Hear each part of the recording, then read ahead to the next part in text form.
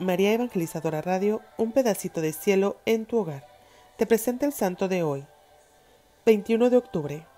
Santa Laura Montoya, fundadora de las Misioneras de María Inmaculada, y Santa Catalina de Siena. La Madre Laura Montoya, Upegui, estando aquí, en la Basílica de San Pedro, en el mes de noviembre del año 1930, después de una vida de oración eucarística, escribe: tuve fuerte deseo de tener 3 largas vidas, la una para dedicarla a la adoración, la otra para pasarla en las humillaciones, y la tercera para las misiones, pero al ofrecerle al Señor estos imposibles deseos, me pareció demasiado poco una vida para las misiones y le ofrecí el deseo de tener 1.000.000 de vidas para sacrificarlas en las misiones entre infieles. Mas he quedado muy triste y le he repetido mucho al Señor de mi alma esta saetilla: ay, que no me muero al ver que nada soy y que te quiero. Esta gran mujer, que así escribe, la Madre Laura Montoya, maestra de la misión en América Latina, servidora de la verdad y de la luz del Evangelio, nació en Jericó, Antioquía, pequeña población colombiana, el 26 de mayo de 1874, en el hogar de San Juan de la Cruz Montoya y Dolores Upegui, una familia profundamente cristiana. Recibió las aguas regeneradoras del bautismo 4 horas después de su nacimiento. El sacerdote le dio el nombre de María Laura de Jesús. 2 años tenía Laura cuando su padre fue asesinado en la cruenta guerra fratricida por defender la religión y la patria. Dejó a su esposa y a sus 3 hijos en orfandad y dura pobreza, a causa de la confiscación de los bienes por parte de sus enemigos. De labios de su madre, Laura aprendió a perdonar y a fortalecer su carácter con cristianos sentimientos. Después, sus primeros años, su vida de incomprensiones y dolores. Supo lo que es sufrir como pobre huérfana, mendigando cariño entre sus mismos familiares. Aceptando con amor el sacrificio, fue dominando las dificultades del camino. La acción del Espíritu de Dios y la lectura espiritual, especialmente de la Sagrada Escritura, la llevaron por los caminos de la oración contemplativa, penitencia y el deseo de hacerse religiosa en el claustro carmelitano.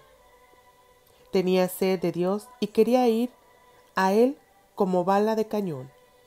Esta mujer admirable crece sin estudios, por las dificultades de la pobreza e itinerancia a causa de su orfandad, hasta la edad de los 16 años, cuando ingresa en la Normal de Institutoras de Medellín, para ser maestra elemental y de esa manera ganarse el sustento diario.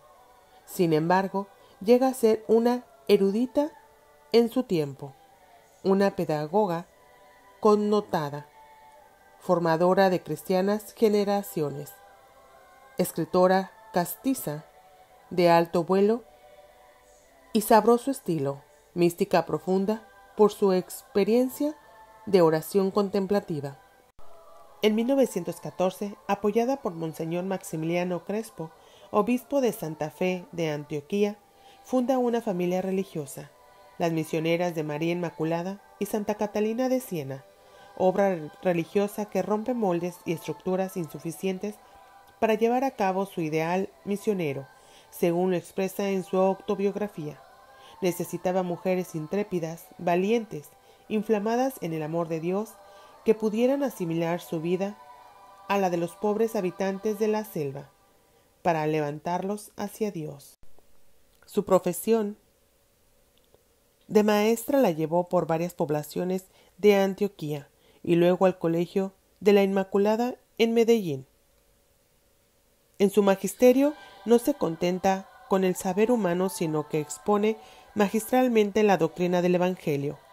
Forma con la palabra y el ejemplo el corazón de sus discípulas, en el amor a la Eucaristía y en los valores cristianos. En un momento de su trayectoria como maestra, se siente llamada a realizar lo que ella llama la obra de los indios. En 1907, estando en la población de Marinilla, escribe: me vi en Dios y como que me arropaba con su paternidad haciéndome madre, del modo más intenso de los infieles. Me dolía como verdaderos hijos. Este fuego del amor la impulsa a un trabajo heroico al servicio de los indígenas de las selvas de América. Busca recursos humanos, fomenta el celo misionero entre sus discípulas, escoge 5 compañeras a quienes prende el fuego apostólico de su propia alma, aceptando de antemano los sacrificios, humillaciones, pruebas y contradicciones que se ven venir, acompañadas por su madre Doloritas Upegui, el grupo de misioneras catequistas de los indios. Sale de Medellín hacia Dabeiba el 5 de mayo de 1914. Parten hacia lo desconocido para abrirse paso en la tupida selva. Van no como la fuerza de las armas, sino con la debilidad femenina apoyada en el crucifijo y sostenida por un gran amor a María la Madre y Maestra de esta obra misionera. Ella, la Señora Inmaculada, me atrajo de tal modo que ya me es imposible pensar siquiera en que no sea ella como el centro de mi vida. La celda carmelitana, objeto de sus ansias en el tiempo de su juventud, le pareció demasiado fría ante aquellas selvas pobladas de seres humanos sumidos en la infidelidad, pero amados tiernamente por Dios. Siento la suprema impotencia de mi nada y el supremo dolor de verte desconocido, como un peso que me agobia. Comprende la dignidad humana y la vocación divina del indígena. Quiere insertarse en su cultura, vivir como ellos en pobreza, sencillez y humildad, y de esa manera derribar el muro de discriminación racial que mantenían algunos líderes civiles y religiosos de su tiempo. La solidez de su virtud fue probada y purificada por la incomprensión y el desprecio de los que la rodeaban, por los prejuicios y las acusaciones de algunos prelados de la Iglesia que no comprendieron en su momento aquel estilo de ser religiosas cabras, según su expresión, llevadas por el anhelo de extender la fe y el conocimiento de Dios hasta los más remotos e inaccesibles lugares, brindando una catequesis vivencial del Evangelio. Su obra misionera rompió esquemas para lanzar a la mujer como misionera en la vanguardia de la evangelización en América Latina. El quemante sitio "Tengo sed" de Cristo en la cruz la impulsa a saciar esta sed del crucificado. ¿Cuánta sed tengo? Sed de saciar la vuestra, Señor. Al comulgar nos hemos juntado 2 sedientos, vos de la gloria de vuestro Padre y yo de la de vuestro corazón eucarístico, vos de venir a mí y yo de ir a vos. Mujer de avanzada, elige como celda la selva enmarañada y como sagrario la naturaleza andina, los bosques y cañadas, la exuberante vegetación en donde encuentran a Dios. Escribe a las hermanas: no tienen sagrario, pero tienen naturaleza.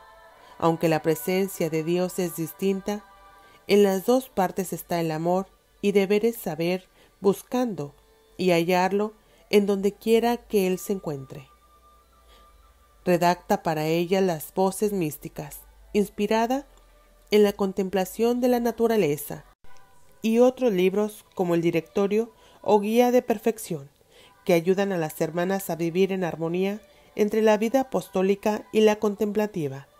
Su autobiografía es su obra cumbre, libro de confidencias íntimas, experiencia de sus angustias, desolaciones e ideales, vibraciones de su alma al contacto con la divinidad, vivencias de su lucha titánica por llevar a cabo su vocación misionera. Allí muestra su pedagogía del amor, pedagogía acomodada a la mente del indígena, que le permite adentrarse en la cultura y el corazón del indio y del negro de nuestro continente. La Madre Laura centra su eclesiología en el amor y la obediencia a la Iglesia. Vive para la Iglesia, a quien ama extrañablemente, y para extender sus fronteras no mide dificultades, sacrificios, humillaciones y calumnias. Esta infatigable misionera pasó 9 años en silla de ruedas, sin dejar su apostolado de la palabra y de la pluma. Después de una larga, penosa agonía, murió en Medellín el 21 de octubre de 1949. A su muerte dejó extendida su congregación de misioneras en 90 casas distribuidas en 3 países, con un número de 467 religiosas. En la actualidad, las misioneras trabajan en 19 países distribuidas en América, África y Europa. Por todo lo que vivió, hizo y significó la Madre Laura en su época y por todo lo que seguiría significando para la sociedad, la congregación y la Iglesia, hoy la congregación, por ella fundada, se llena de alegría al ver concretizado y culminado su proceso de beatificación, abierto el 4 de julio de 1963 en la capilla de Curia Arquidiocesana de Medellín, en el cual se nombró el Tribunal Eclesiástico para buscar diligentemente los escritos de la sierva de Dios Laura Montoya Upegui, instruir el proceso informativo sobre su fama de santidad, virtudes en general y posibles milagros realizados por la sierva de Dios. Hoy este proceso, que duró 40 años, ha llegado a su culminación, cuando en Roma el pasado 7 de julio, en la Sala Clementina, San Juan Pablo II, en presencia de los miembros de la Congregación para las Causas de los Santos y de los postuladores de las respectivas causas, promulgó el decreto de beatificación de la Madre Laura Montoya Upegui.